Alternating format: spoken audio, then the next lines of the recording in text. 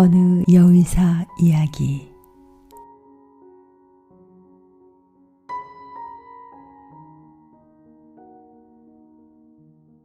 아버지는 초등학교 교사였습니다. 평생 교감이나 교장 자리도 마다하고 아이들 앞에서 교편을 잡으셨지요.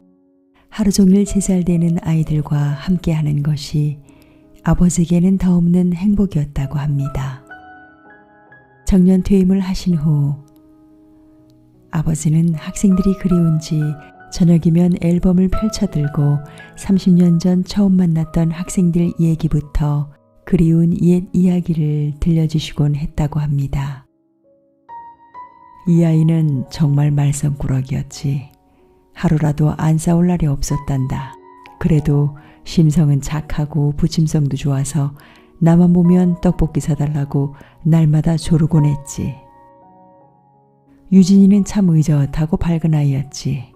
아프신 홀어머니와 힘들게 살면서도 늘 웃음을 잃지 않았지. 아프신 어머니 때문에 늘 의사가 되겠다고 말하곤 했었단다.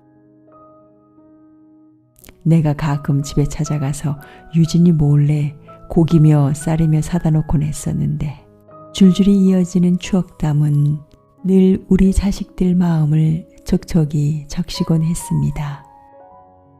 그러던 어느 날 아침 사책을 다녀오시던 아버지가 쓰러졌다. 폐암 말기, 한평생 칠판에다 쓰고 닦고 하시더니 폐암이 되셨구나. 희망이 없다는 의사들의 말을 뒤로하고 우리는 아버지를 집으로 모셔와 할 수 있는 치료를 계속했습니다. 종종 아버지 제자들이 소식을 듣고 찾아오곤 했지요. 그럼 아버진 또 한참을 옛 추억에 잠겨 이야기를 나눴습니다. 그때만큼은 아버지 얼굴에도 생기가 돌았지요. 그러나 아버지 병세는 날이 갈수록 나빠졌습니다. 기침 때문에 잠을 못 이루시는 날들이 잦아지고 가래 끓는 소리도 거칠어졌지요. 마침내 대화를 나누지 못할 정도로 병세가 나빠졌습니다. 그때 마침 진료받던 병원에서 의사 한 명을 보내주었습니다. 20대 후반의 여의사였는데 가래가 끓면 젖은 가재로 손가락을 넣어 가래를 꺼내주곤 하면서 가족만큼이나 지극정성으로 보살펴 주었습니다. 여의사가 오는 날이면 아버지도 유난히 표정이 밝아졌습니다. 한 번은 아버지가 기침이 무척이나 심해져 얼굴은 핏발로 벌개지고 목은 가래가 들끓어 숨쉬기조차 답답해 하시자 난데없이 음료수 빨대를 가져오라고 했습니다. 대체 빨대로 무엇을 하려나 하고 의아해하며 가져다 주자 그녀는 빨대 한 끝을 아버지 목구멍에 넣고 한 끝은 자기가 물고 가래를 입으로 빨아내는 것이 아니겠습니까? 자식들도 감히 못하는 일을 젊은 여의사가 하고 있었습니다. 폐암 환자였기 때문에 가래의 악취가 심했습니다.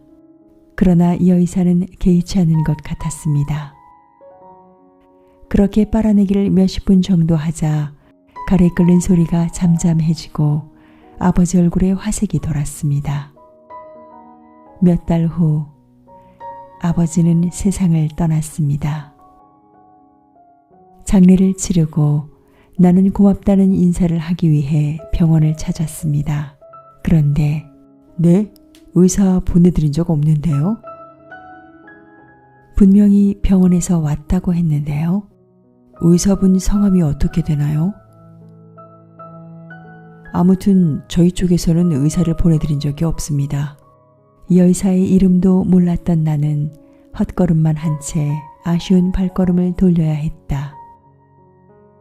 얼마 후 외국에서 한 통의 편지가 날아왔다. 돌아가신 아버지께 온 편지였습니다. 선생님, 저 유진이에요. 선생님이 참 예뻐해 주시던 유진이. 가끔 저희 집에 쌀이며 반찬이며 놓고 가셨던 거 저 다 알고 있었어요. 그때는 자존심이 상해서 차마 고맙다는 말씀도 드리지 못했지만 그 못난 제자가 의사가 되었어요. 이 소식을 알면 제일 기뻐하실 선생님을 수소문에 찾았을 때 많이 아프시다는 걸 알았어요.